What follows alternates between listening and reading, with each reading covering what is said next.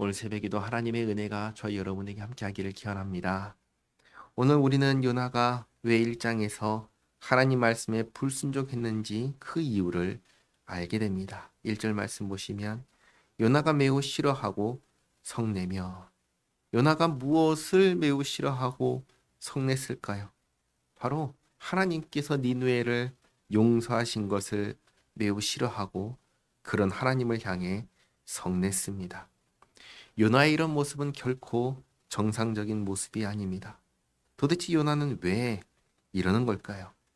2절에 여호와께 기도하여 이르되 여호와여 내가 고국에 있을 때 이러하겠다고 말씀하지 아니하였나이까. 이 1장에 나오지 않는 내용인데 하나님께서 요나에게 처음 말씀하셨을 때 요나가 하나님께 아뢰는 내용이 있는 겁니다. 그게 뭐냐? 그들이 하나님의 말씀을 듣고 회개하면 벌하지 않으시고 용서하실 거 아닙니까? 나는 그들이 용서받는 걸 원하지 않습니다. 나는 그들이 벌 받기를 원합니다. 그래서 그러므로 내가 빨리 다시스로 도망하였사오니 주께서는 은혜로우시며 자비로우시며 노하기를 더디하시며 인애가 크시사 뜻을 돌이켜 재앙을 내리지 아니하시는 하나님이신 줄을 내가 알았음이니이다. 모세에게 계시하여 보여주신 하나님입니다. 요나도 성경대로 하나님을 알았습니다. 우리만 그런 게 아닙니다. 우리가 성경을 통해 하나님을 아는 것처럼 요나도 자기보다 앞선 선지자의 글을 통해서 하나님을 알았습니다. 문제는 요나가 주님께서 원하시는 걸 원하지 않았다는 것입니다. 요나는 죄인이 벌 받는 것을 원했습니다. 죄인이 용서받는 것을 원하지 않았습니다. 그래서 3절에 여호와여 원하건대 이제 내 생명을 거두어 가소서 사는 것보다 죽는 것이 내게 나음이니이다 하니 요나가 또다시 죽겠다 합니다. 하나님 앞에서 이런 태도는 어떻습니까? 이 모습을 보면은 아담의 아들 가인이 생각납니다. 가인이 하나님께 예물을 드렸을 때 하나님께서 받지 않으시자 낯빛이 변하고 하나님께 화를 냈습니다. 요나도 자신이 원하는 대로 바라는 대로 되지 않자 아주 악한 태도를 취합니다. 아니나 다를까 하나님께서 요나에게 하시는 말씀도 가인에게 하셨던 말씀과 다르지 않습니다. 가인에게 이렇게 말씀하셨죠. 내가 분하여 함이 어찌 됨이며 안색이 변함은 어찌 됨이냐. 4절에서 하나님께서는 요나에게 이렇게 말씀하십니다. 여호와께서 이르시되 내가 성내는 것이 옳으냐 하시니라. 이것은 무엇을 보여줍니까? 요나도 가인과 똑같은 죄인이라는 겁니다.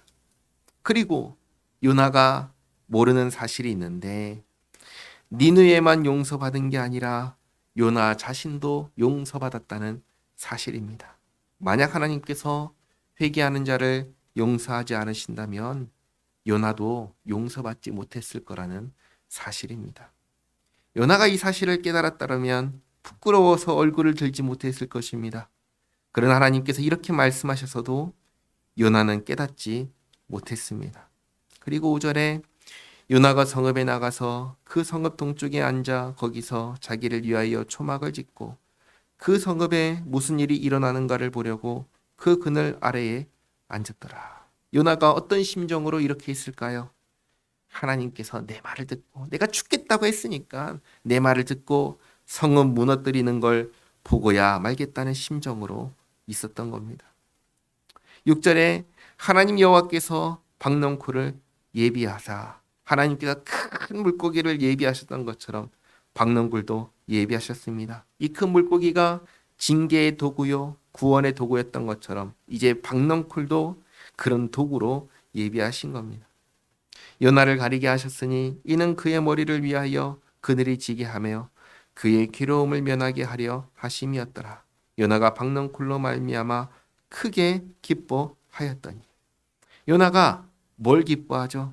하나님께서 베푸신 은혜에 감사하며 기뻐한 게 아니라 자기의 괴로움을 면하게 했기 때문에 기뻐했습니다.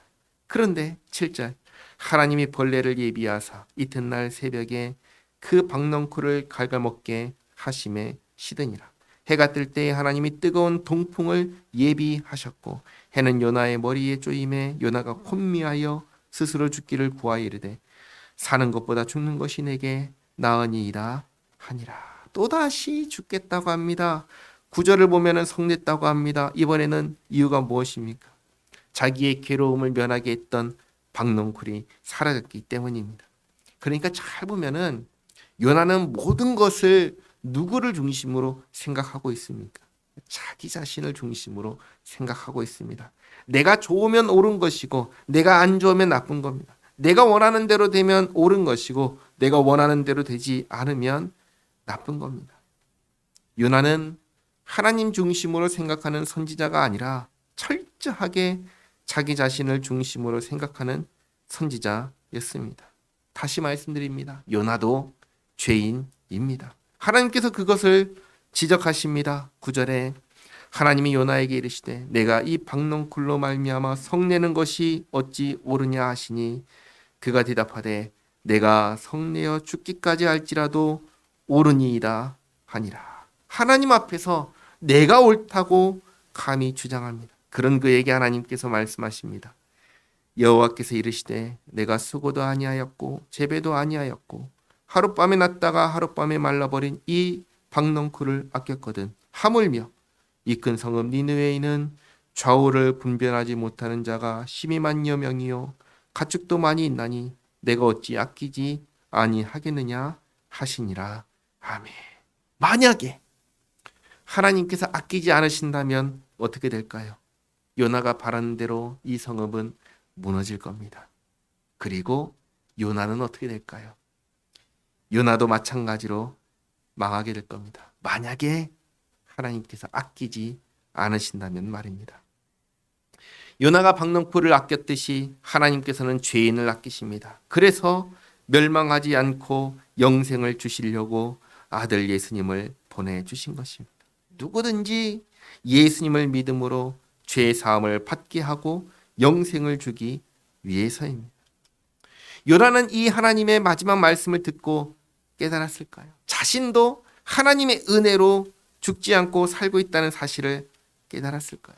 성경은 이 부분에 대해서 침묵합니다. 그러니 우리는 알 수가 없지요. 그리고 동시에 성경은 우리에게 똑같은 질문을, 똑같은 말씀을 하십니다. 우리는 어떻습니까? 우리도 마찬가지입니다. 하나님께서 우리를 아껴주시기 때문에 이렇게 망하지 않고 살고 있다는 사실을 우리도 깨달아야 합니다.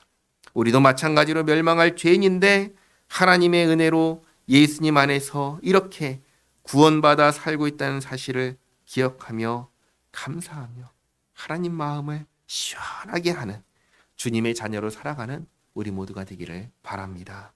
기도하겠습니다. 하나님 감사합니다. 저희가 주님의 은혜로 산다는 걸 잊지 않게 하옵소서. 주님의 은혜가 다른 이에게 흘러가는 것을 보며 주님과 함께 기뻐할 줄 알게 하옵소서. 저의 생각과 감정을 기준으로 주님의 일하심을 재단하지 않게 하옵소서. 언제나 주님 말씀을 기준으로 생각하고 말하고 행동하게 하옵소서. 주님, 예수님 안에서 베푸신 구원의 은혜를 기억하고 감사하며 은혜를 받은 자, 구원받은 자의 마땅한 삶을 살아가는 저희 모두가 되게 하옵소서. 예수님의 이름으로 기도하옵나이다. 아멘.